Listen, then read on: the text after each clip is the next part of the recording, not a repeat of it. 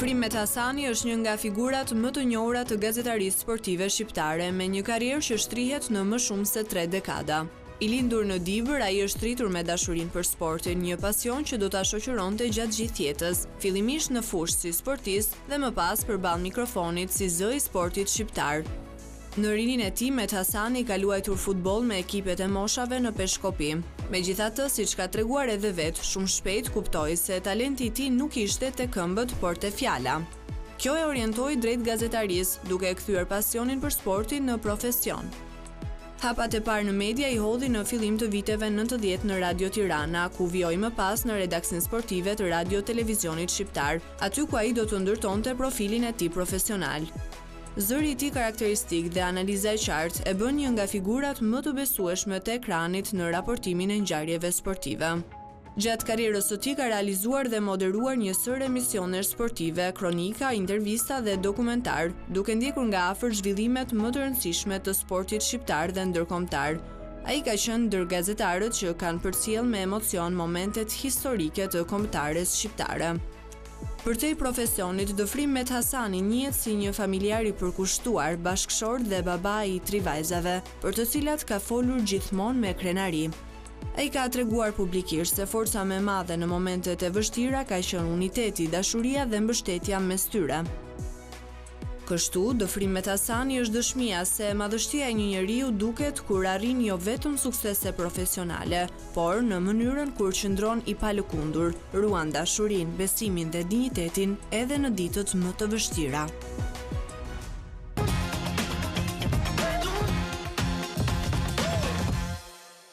Këtë djalë nga Sohodolli, do duhet ta pyesim sot se cilit suksesi gëzohet më shumë. Atij të qenit një baba i përkryer, një bir i devotshëm, një bashkëshort përkujdesës, një patriot që kujdes gjithmonë të ketë sytë nga Dibra, apo dashuria e madhe që pati për gazetarinë sportive. Le të na thojë ai, teksa besoj që në këtë periudhë të jetës refleksionet janë edhe shumë herë më të larta. Rrëfimin le ta marrim personal nga zoti Dëfrim Methasani. Shumë kënaqësi që jemi së bashku në këtë studio. Përshëndetje dhe faleminderit për ftesën. Më duk sigur kisha kohë që njiheshim nga mënyra se si ju e prezantuat, por është kënaqësi. Jesh me 2 moderatorë shumë të mirë dhe në një ekran respekt. Kënaqësi e veçantë për ne. Nisa me Sodollin për të kuptuar që dashur pa dashur, ju na keni kuptuar që nuk i keni larguar rënjët nga vendlindja. Ka pasur një domethënie të veçantë për ju, ti je një djalë libre. Pema par rënjë, thatë. Kështu që unë edhe pse kam ecur, kam shumë vite që jam në Tiranë, gjithmonë e kam patur kokën pas. Kam menduar gjithmonë për vendin nga vi, vendin ku linda dhe u rrita dhe aty fillova të bëj emrin e parë dhe të bëj atë personalitetin si njeri, dikur si mësues, por dhe si familjar. Dhe pastaj Radio Televizioni Shqiptar më dha një mundësi që mos t'jem thjesht Dëfrimi, por t'jem Dëfrim Methasani. Sepse natyrisht që edhe ky emision Mes Dritë, që është shumë interesant si titull, ju ka bërë juve që mos t'jeni më vetëm të familjes suaj, apo të miqve. Po t'jeni dhe të shumë njerëzve, madje po vija rrugës dhe më mori dikush në telefon nga Lioni Francës dhe i thash në nxitoj, thash kështu. Po, tha i ndjek, tha ata. Dhe ju përshëndet, bile. Shumë kënaqësi. E vlerësojmë shumë çdo vëmendje. Drejtori shoqatën Iliria në Lion, ju ndiqte. Do bënte një gest shumë human dhe më erdhi mirë. Dhe donte të vendoste kontakte për sportin, për të krijuar ato ngurat e miqësisë mes Lionit, Francës dhe qyteteve të Shqipërisë. Dhe natyrisht që kishte punë time, sepse nuk mund të ishte ndryshe. Patjetër. Por Dibra ka qenë dhe me dhe gjithmonë një dashuri pa kushte për mua. Ka qenë një vend ku natyrisht unë jam ndjekur na për të, sepse Dibra ka qenë dhe me dhe solucioni mendjes, mendoj unë, në Shqipëri dhe për të saj. Dhe shumë Dibran kanë qenë dhe me dhe personalitete. Jo vetëm këtu, por kudo ku kanë spikatur me punën dhe arritjet e tyre. Dhe natyrisht që unë ndjem mirë dhe ndjem i vlerësuar që jam djali i Dibrës dhe më kanë dhënë titullin qytetar nderi i Dibrës dhe kjo është një përgjegjësi, nuk ka qenë vetëm një kënaqësi për mua. Por edhe një detyrë. Ka qenë një përgjegjësi për çdo gur kilometrik të jetës time që të bëj maksimumin për Dibrën Natyrisht edhe për fshatin, edhe për fisin tim me Hasani, sepse unë bëj çdo vit festën e fisit. Po, e dim edhe E këtë. kemi parë, shumë interesante. Çdo 6 maj ne mblidhemi nga gjithë bota. Sepse ndodh që harrojmë njëri tjetrin. Harrojmë gjakun. Fëmijët tanë nuk njihen me njëri tjetrin. Dhe unë e bëj këtë për të mbajtur fort lidhjet brenda llojit, se janë shumë të rëndësishme lidhjet e gjatë. Sigurisht, patjetër. Dhe për të kaluar një ditë ndryshe, për të takuar, për të shmallur me njëri tjetrin dhe për t'i dhënë më shumë vlerë njëri tjetrit. Për të dhënë përvoja te njëri tjetri, vinde ata që jetojnë jashtë, ata janë edhe më të përmalluar madje. Unë vjet bëra një skuadër futbolli me ekipin e Metasanin, me fisin dhe u dhash gjithë nga i bluzë të kombëtarës. Për t'ju ushqyer atyre më shumë dashurinë për ekipin tonë kombëtar, por dhe për Shqipërinë, për ngjyrat kurqezi. Dhe pati shumë emocione, për shembull. Që nga i pari fisi që është baba im, 91 vjeç, deri tek djali që kishte lindur atë vit, një vit më parë. Dhe imagjino sa breza me një mbledhje familjare. Që të njihen, të jemi pranë njëri tjetrit. Më lejo, sepse përmendë Dibrën, unë patjetër dua ta zëvroj si pyetje, me çfarë cilësish lind një djalë Dibran? Me çfarë cilësish? Po. Po lind me Pa i cilësi. zgjedhur, pa i kultivuar. Jo, fillimisht lind me cilësi që ka vetë Dibra. Pra, ideja që Dibra është bujare, është trime, është e zgjuar. Pra, janë 3 cilësit që janë, mendoj, më të spikatura të Dibranëve. Pra që janë përgjithsisht të zgjuar, shumica, kanë institucionin e mendjes. Kur më thot një kolegu im Osman Mula aty, se ka marrë gruan Dibrane, thot kam 2 universitete, të kantës, të muzikës që ka marruar. Edhe të Dibrës, ka hi shpirë. Që janë të zgjuar, natyrisht janë shquar për luftra. Që për parë, është një vend që është pushtuar shumë, është i pushtuar më shumë se çdo trev tjetër, nga serbët 3 herë, jemi pushtuar dhe nga shumë të tjerë, ka luftuar dhe janë ato këngët që Drini u kthy në gjak. Pra Drini që ka ujë është kthyer në gjak. Lumi u kthy në lum gjaku.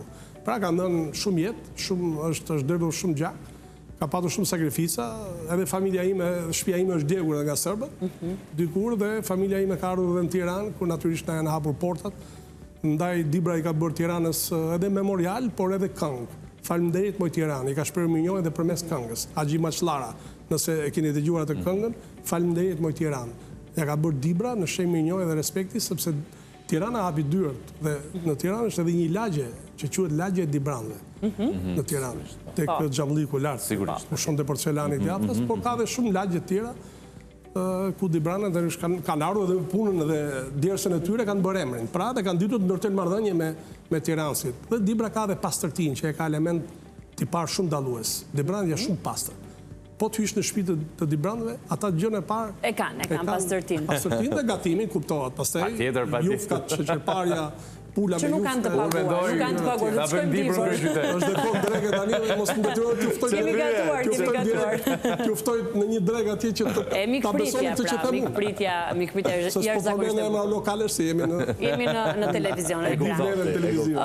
Zoti Frim, me një dashuri për sportin që në rini, duke provuar 10 sporte, edhe me një rol jo të vogël, edhe lidhur me futbollin, më pas profesori edukimit fizik, dhe sot ne gëzojmë një karrierë të jashtëzakonshme. 35 vite gazetar, 7 vite mësues.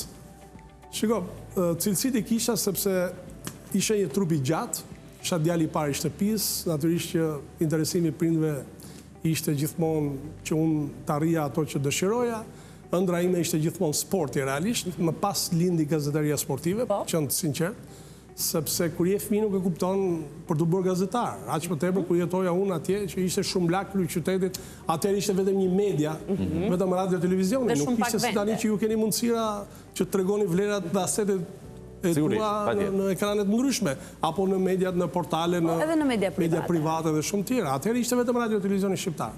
Unë ndërkohë fillova të luaj futboll në shkollën e mesme në Peshkopi, luaj me ekipin e Korabit, me trit e Korabit, por ndërkohë përveç futbollit, boja nga që isha dhe më i zhvilluar edhe fizikisht, boja dhe basketbollistin, volejbollistin, sa aso kohë lejohej. Disa disiplina. Disa disiplina. Tani nuk lejo, tani vetëm një sport. Atëherë bëja dhe atletin, kam qenë dhe atleti i klubit Korabi, kam ndihmuar ekipin për të ngjitur në kategorinë e parë në Saran dhe një maraton, ku kam shpëtuar dhe një fëmijë që na ra nga muri, një fëmijë 2 vjeç, dhe i mi bërë byrazer që asë kohë me atë. Dhe i bani mërtoj. Duke pasi vrapuam, të gëzuar nga suksesi, dolim për të pi një kafe me tranerët Recep Zebi dhe të ndjerën Kurmaku, dhe aty pash që nga një mur, që kanë ato muret në Saran, nëse keni qenë, kanë qenë ato dikur, që ato shtëpitë private, shoh një fëmijë që bie nga 2-3 metrë lart, edhe bie në mi për të gjithë shtangën sepse ishte e papritur. Mua Zotë ma dha një moment që shkoj dhe pash që ishte iku gjua, po, unë gishtin e kam me defekt akoma. Kam fut gishtin për të nxjerrë gjua. Edhe ai fëmia shpëtoi. Pastaj ne jemi bërë miq, por ajo ishte një moment sa i vështira që i bukur në jetën time që arrita shpëtoj një jetë. Pra dhe pastaj gjithë muturën duke më përqafuar, e haruam titullin. Dhe atë suksesin ishte fitoria që shpëtoj një jetë. Ishte një djalë, 2 vjeç e ca, që iku gjua kur ranë dhe kjo ishte. Për fat një urgjente aty. Me gjithë semi tek... Kam qenë në disa sporte e kësha fjallin. Po. Pastaj fillova të shkruaj. Fillova të shkruaj në gazetën edhe lokale, Ushtime Maleve ka qenë aso kohën në Peshkopi, në Dibër. Por dhe në gazetën Sporti, një herësh, sepse kisha pasion sportin, shumë. Edhe në gazetën Zërinis, kanë qenë disa gazeta aso kohën, për gjithmonë për sportin. Edhe për aktivitetit që bëja atje, dhe kjo më dha dorë, pas që të filloj edhe me Radio Tiranën të jepja gjithë informacionet që kishte Dibra për sportet, se kanë qenë shumë sporte elitare në Dibër. Ekipe që ishin kategorit parë. Ka patur volejbolli, por ka qenë i jashtëzakonshëm. Volejbolli i vajzave të Peshkopis të Korabi. Fitonte edhe me Dinamon, aso kohë, me Bashkim Lalen e famshëm. Edhe shumë sporte, atletika, alpinizmi, mundja, radiomotorizmi, qitja, alpinizmi, ishin gjitha në kategorit parë këta sporte. Por dhe futbolli ishte mirë, pavarësisht se ishte një kategori më poshtë, por kishte edhe shumë sporte tjera, se tani edhe nuk kujtohen të gjitha, dhe unë shkruja dhe i promovoja sportet tilla. Kështu filloi dal nga dal ajo dëshira për të gazetarin pastaj dhe e kam filluar duke imituar në shkollë. Aty kam kuptuar kur u duar Torkita, se po more duar Torkitin e atyre që të rrethojnë, do të thotë që ti e ke ambicën dhe e ke vlerën. Potencial. Në moment që unë filloja aty të imitoja Ismet Bellovën, ai ka qenë idhullim, Ismet Bellova, sepse ishte edhe Dibran, cili ndërjet para pak kohësh, legjenda e mikrofonit, dhe momenti që unë imitoja atë, të dashur dëgjues, ju përshëndes së drejt për drejt nga stadiumi kombëtar Qemal Stafa i kryeqytetit, i cili është mbushur plot për plot me spektator, e siç i thon fjalës, s'ke ku të hedhësh as kokrën e mollës. Prit, se unë e di që ti ke ndjekur dhe televizion slav aso kohë dhe italian. Si ishin komentojnë? Po, kemi parë, kemi gërmuar, si komentonin slavët ndeshjet e futbollit? 5 minuti da kraj, jashtë në rezultat dhe vallu za skuadra. Po italianët. 2 minuti per termino tutti i partiti, ancora rezultatet 0-0. Wow! Kështë pasion. Është pasion. Fillon ata do të torkisin gjithë. Do të torkisin aty kuptoha që prisë. Dhe pastaj punova dhe shumë vite atje, pastaj në 92-shin, erdha u dha një Vladimir Grillo i ndjeri, se dha është bërë për të kujtuar tashmë, legjenda që e pata koleg 25 vjet pastaj, dha në rubrikë sportive, se unë e kisha rubrikë sportive, unë bukën e kisha pas rubrikë sportive, ajo ishte e para.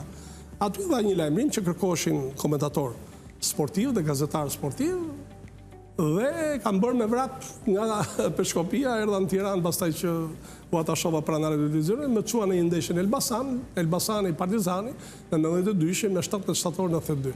Aty mbaj mend 92, kronika e parë në RTS.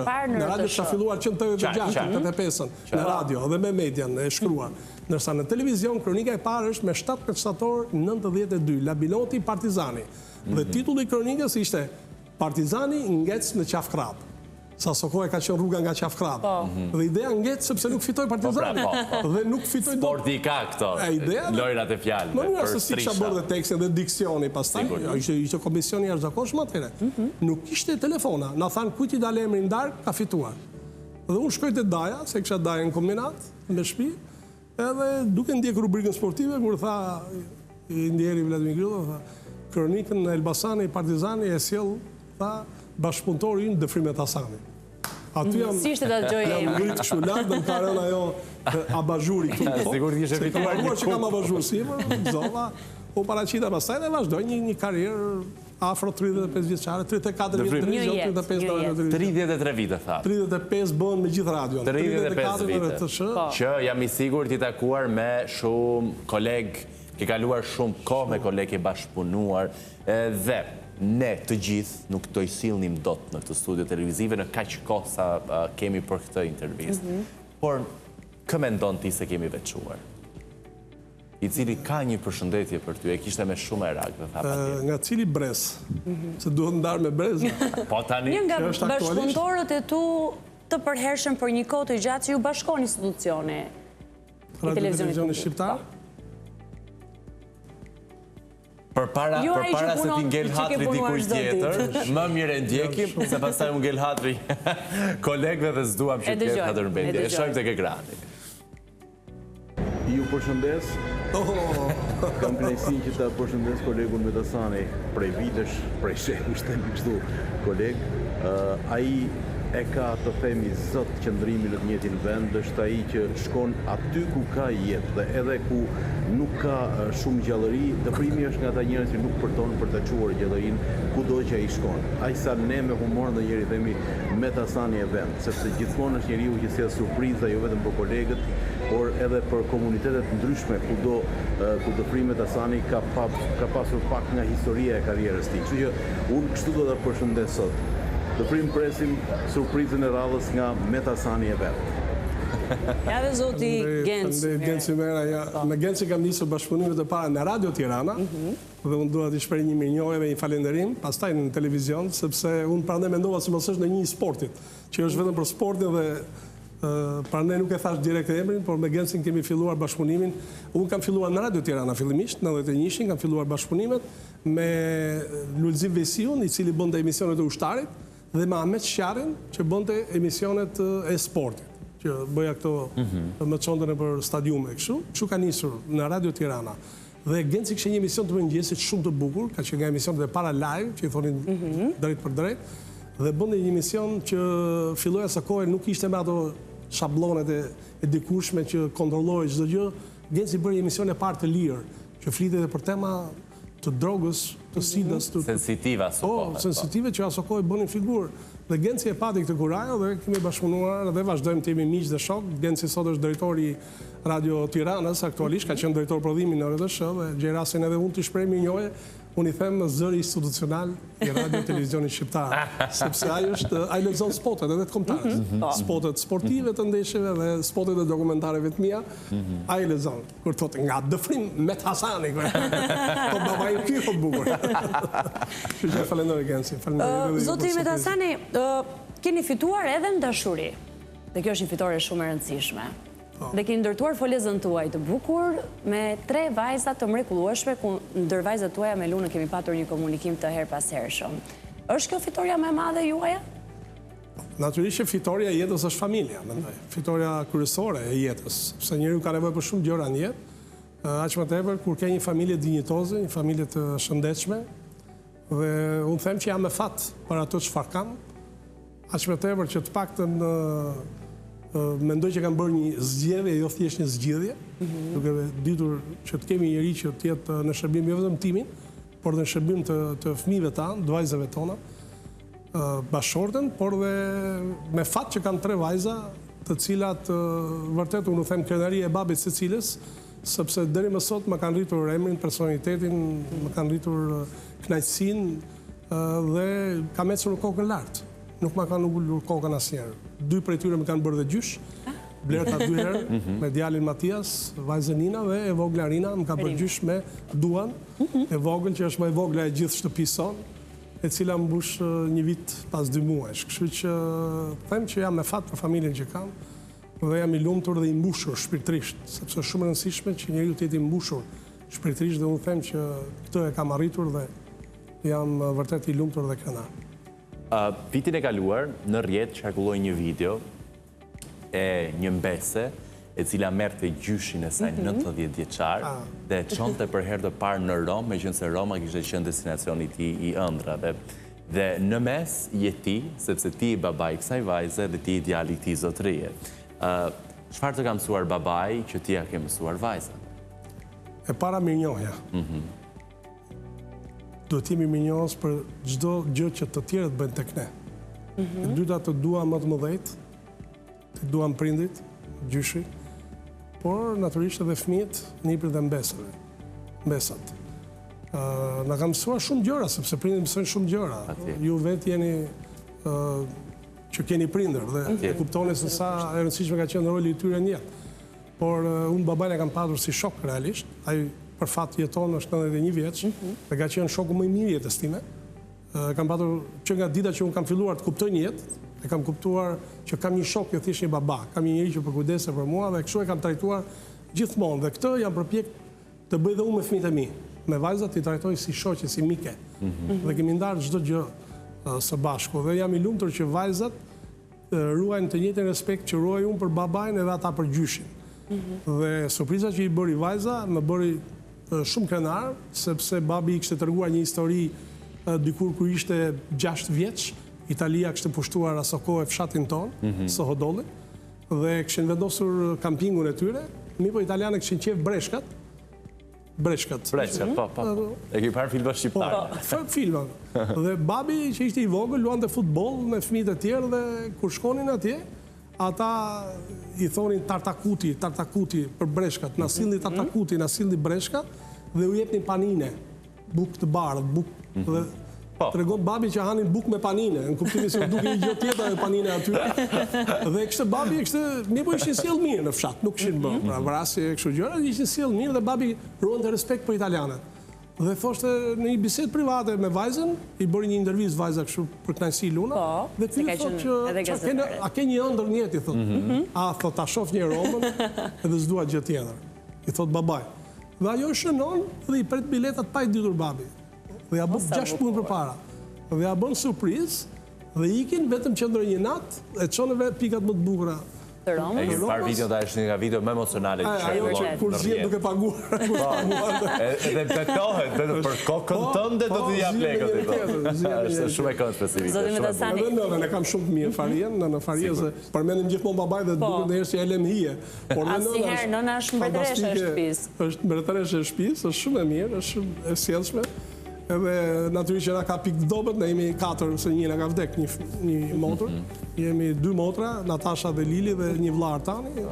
Por ajo na ka pikë të dobët gjithë, siç kanë nënat fëmijët e tyre. Të gjithë njësoj pa u ndarë. Përshëndes edhe nënën, ka patur ca probleme shëndetësore edhe. Zoti Metasani, do donim të kishim më shumë minuta televizive, duke qenë se kemi mbërritur në fund. Duam të falenderojmë përzemërsisht që ti pranove që përmes dritë të bësh një rrëfim të vogël të jetës tënde. E di shumë mirë që e ke me merak mos të bëhesh përsëritës, por uroj që kemi thënë pak nga familja juaj që dhe publiku të ketë njëri kujtesë për ty, se për të njohur të një mjaft mirë. Faleminderit shumë. Unë ju falenderoj që më dhatë këtë mundësi.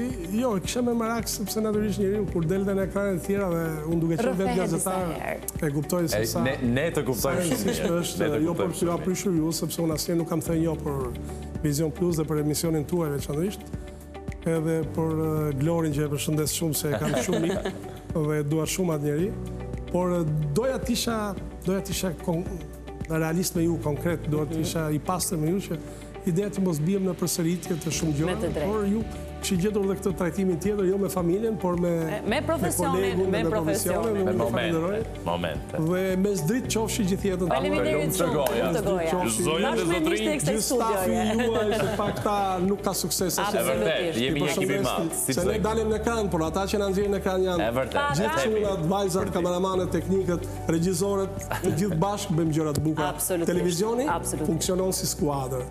Sepse dhe Leo Messi dhe Ronaldo pa ekipin nuk do t'ishin ata që janë. Unë gazetarisë sportive se kam praktikuar asnjëherë, sepse nuk mendoj që është pika ime më fort. Unë do të ftoj për një kronik sportive. Të lutem. Zonja dhe zotrinj, ishte Dëfrim Metasani. Bashkë jemi nesër me Mesdrit. Ju duam shumë. Faleminderit. Faleminderit.